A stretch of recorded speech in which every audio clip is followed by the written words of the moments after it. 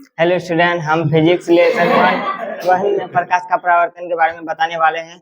प्रकाश प्रकाश क्या है? प्रकाश एक प्रकार की ऊर्जा है जिसकी मदद से हम किसी वस्तु को देख पाते हैं। प्रकाश स्रोत प्रकाश सीधी रेखा पर गमन करती है। प्रकाश जिस वस्तु से प्रकाश निकलती है उसे प्रकाश स्रोत कहते हैं। प्रकाश स्रोत दो प्रकार के होते हैं, प्राकृतिक प्रकाश स्रोत, मानव निर्मित प्रकाश स्रोत। प्रकाश उत्सर्जन के आधार पर पदार्थ को दो वर्गों में बांटा है, प्रदीप पदार्थ, अप्रदीप पदार्थ। प्रदीप पदार्थ वह वस्तु जिससे प्रकाश प्रकाश उत्सर्जित होता है उसे प्रदीप पदार्थ कहते हैं, जैसे बल्ब, सूर्य आदि। अप्रदीप पदार्थ ऐसे वस्तु जिससे प्रकाश उत्सर्जित नहीं होता उसे अप्रदीप पदार्थ कहते हैं, जैसे ईटा, पत्थर आदि आते हैं। उसके बाद किरणपुंज, किरणों के समूह को किरणपुंज कहते हैं। किरणपुंज तीन प्रकार के होते हैं, अभिसारी, समांतर, अपसारी। अपसारी किरणपुंज जिस किरणपुंज का प्रकाश जो जो एक बिंदु पर आकर मिलती है उसे अभिसारी किरणपुंज कहते हैं। समांतर किरणपुंज, किरणपुंज का प्रकाश जो एक दूसरे के समांतर होती है उसे समांतर किरणपुंज कहते हैं। अपसारी किरणपुंज, किरणपुंज का प्रकाश जो एक बिंदु से फैलती हुई चली जाती है उसे अपसारी किरणपुंज कहते हैं।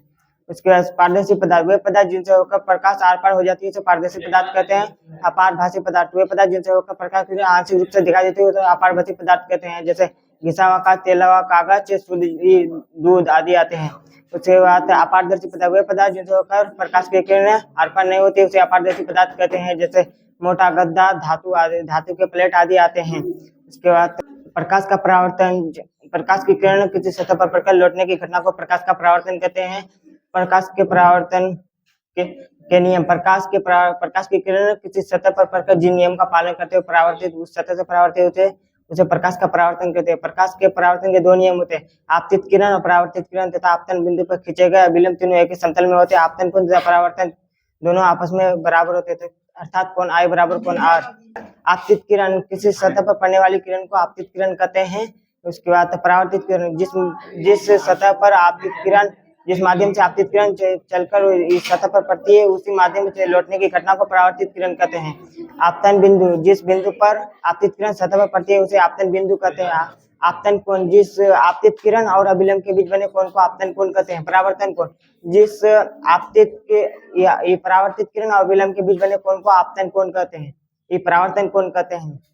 किसी बिंदु स्रोत से आती हुई प्रकाश की किरण दर्पण से परावर्तन के बाद जिस बिंदु पर मिलती हुई प्रतीत होती है उसे प्रतिबिंब कहते हैं। प्रतिबिंब दो प्रकार के होते हैं, वास्तविक प्रतिबिंब, आभासी प्रतिबिंब। वास्तविक प्रतिबिंब वास्तविक प्रतिबिंब दर्पण से परावर्तन के बाद वास्तव में मिलती है उसे वास्तविक प्रतिबिंब कहते हैं। वास्तविक प्रतिबिंब वस्तु की अपेक्षा उल्टा होती है।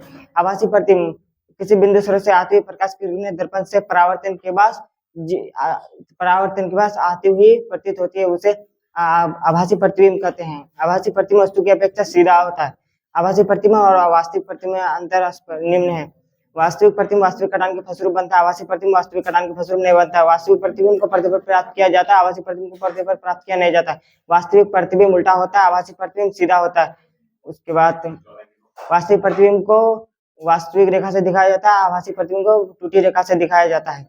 दर्पण दो प्रकार के होते हैं, समतल दर्पण, गोलीय दर्पण। समतल दर्पण, जिस दर्पण का परावर्तक सतह समतल होते हैं उसे समतल दर्पण कहते हैं। गोलीय दर्पण जिस दर्पण का प्रकाश जिसका परावर्तक सतह किसी खोखले गोले का भाग होता है उसे गोलीय दर्पण कहते हैं। गोलीय दर्पण दो प्रकार के होते हैं, उत्तल दर्पण, अवतल दर्पण। उत्तल दर्पण, गोलीय दर्पण का प्रकाश जिसका भीतरी भाग कलर किया होता है उसे और बाहरी भाग प्रकाश का परावर्तन होता है उसे उत्तल दर्पण कहते हैं। अवतल दर्पण, गोलीय दर्पण का प्रकाश जिसका बाहरी भाग कलर किया हुआ और भीतरी भाग प्रकाश का परावर्तन हो उसे अवतल दर्पण कहते हैं। उत्तल दर्पण और अवतल दर्पण में अंतर निम्न है।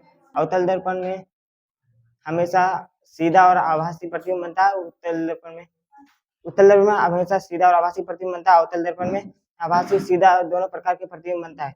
अगला टॉपिक है अवतल दर्पण में बने प्रतिबिंब की प्रकृति।